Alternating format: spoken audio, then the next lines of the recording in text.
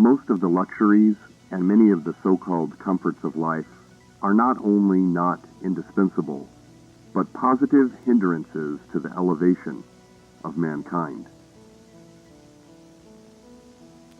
With respect to luxuries and comforts, the wisest have ever lived a more simple and meager life than the poor.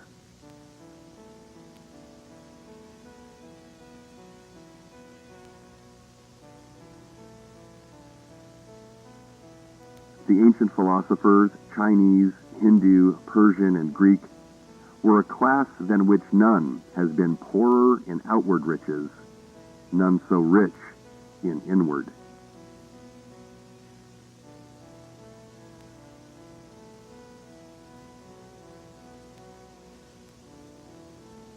We know not much about them. It is remarkable that we know so much of them as we do. The same is true of the more modern reformers and benefactors of their race. None can be an impartial or wise observer of human life, but from the vantage ground of what we should call voluntary poverty.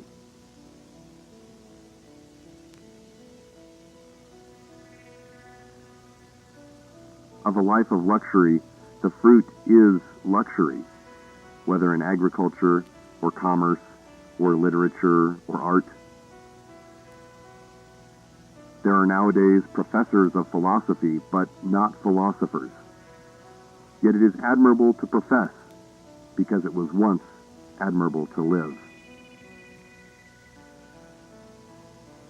To be a philosopher is not merely to have subtle thoughts, nor even to found a school, but so to love wisdom as to live according to its dictates, a life of simplicity, independence, magnanimity, and trust.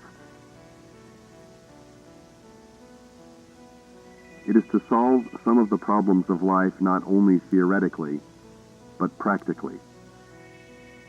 The success of great scholars and thinkers is commonly a courtier-like success, not kingly, not manly.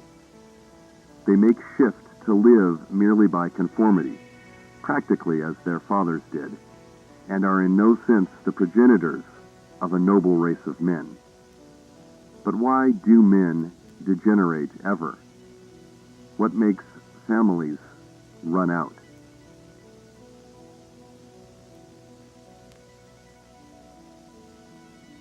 What is the nature of the luxury which enervates and destroys nations?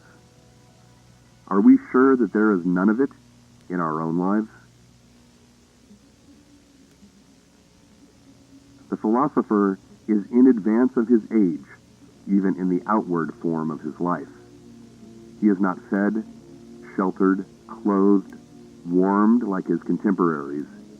How can a man be a philosopher and not maintain his vital heat by better methods than other men? When a man is warmed by the several modes which I have described, what does he want next?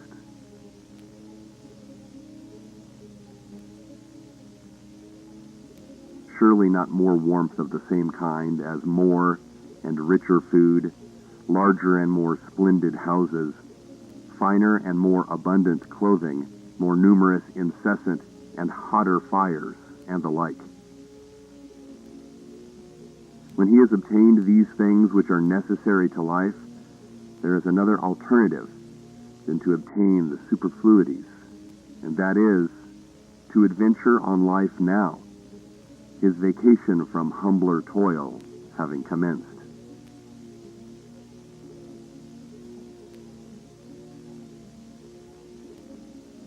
The soil, it appears, is suited to the seed, for it has sent its radicle downward, and it may now send its shoot upward also with confidence. Why has man rooted himself thus firmly in the earth, but that he may rise in the same proportion into the heavens above?